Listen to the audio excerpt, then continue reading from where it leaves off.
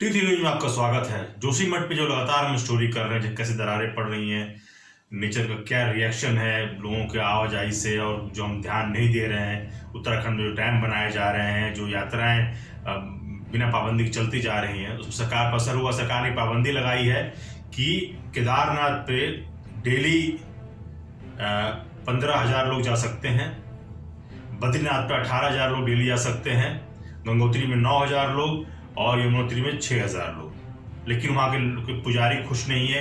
उनका कहना है कि उससे आमदनी कम हो जाएगी। अभी भी हमें संख्या ज़्यादा लग रही है, पुजारी खुश नहीं है। मुझे नहीं लगता, समझ में नहीं आता कि वो नेचर से और भगवान से कितनी उगाही करना चाहते हैं। जब कोरोना था तब तो सब कुछ बैन था, तब कैसे लोग जाते थे। हमारा तो ये कहना है कि आप वहाँ पे चारधाम यात्रा कुछ सालों के लिए बंद कर दीजिए। जो भी लोग पैसे यात्रा में खर्च करते थे, लोग उत्तराखंड सरकार को अनुदान दे देंगे, उससे लोगों की हेल्प हो जाएगी। लेकिन नेचर को बचाना बहुत ज़रूरी है, और डैम पे सरकार का क्या रवैया है वो भी जानने की ज़रूरत है।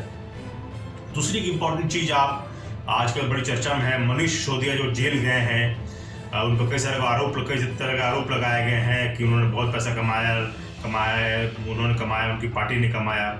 एक दुखद पहलू है जब राजनीति में कोई पार्टी घुसती है और एक बड़े इरादे और बुलंदी के साथ घुसती है, लेकिन राजनीतिक सच्चाई ये है कि पार्टी को चलाने के लिए खर्चे की जरूरत पड़ती है।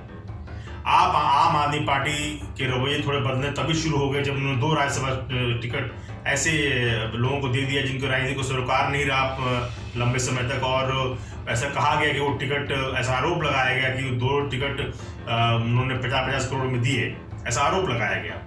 लेकिन वो कहीं कुछ साबित नहीं हुआ और राज्यसभा के मेंबर बन गया और कोई बात नहीं हुई। लेकिन धीरे धीरे जैसे सबूत में जो अखबार में खबरें आई हैं, जो बातें बाहर निकल के आई हैं कि कैसे फ़ोन किए गए और कैसे अश्योरेंस दी गई, हो सकता है कि मनीष सिसोदिया के बाद सीबीआई के हाथ कहीं अरविंद केजरीवाल के पास गर्दन तक ना पहुंच जाए, उनके पास ना पहुंच जाए।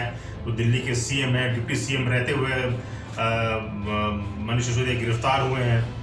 तो ये छोटी पार्टी से राजनीति में आती है और पार्टी चलाने के लिए उनको अपना खर्चे का जुगाड़ करना पड़ता है। ये बहुत दुखद पहलू है, क्योंकि राजनीति में हमें ये देखना होगा कि जो खर्चे होते हैं, बड़े बैनर, बड़ी मीटिंग्स और बस्ती होती हैं, उसको इलेक्शन कमीशन सरकार कैसे कम करे ताकि ज़्यादा से ज़्यादा लोग पार्टिसिपेट कर सके, जो लोकतंत्र का असली मतलब उसको निभाया जा सके। इतने खर्चे आजकल मुखिया के चुनाव में भी 50-60 लाख रुपए प्रधानी मुखिया के चुनाव में लोग खर्चा करते हैं।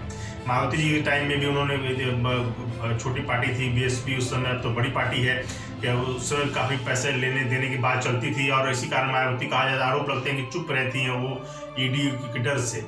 तो जो राजनीतिक पार्टियां हैं, अगर मान लीजिए प्रचार में आज सोशल मीडिया में इतने सारे आ चुके हैं, तो प्रचार में पैसे कम लगे, उसमें जो खर्चे के हिसाब किताब कम रहे, तो शायद पार्टियां भी ऊपरी पैसे कमाने के लिए इस तरह के हाथ पैर ना मारे और सिद्धांतों पर बनी रहे। क्योंकि अब पार्टी चलानी है, अगर आपने कहीं पैसा ले लिया तो आपने एक गैर कानूनी काम कर दिया और उसमें फंसने के चांसेस हैं कोई दो राय नहीं।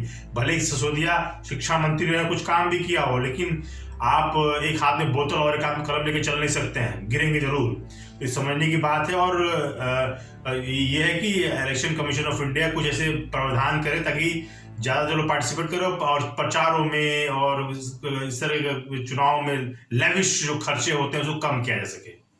Thank you very much.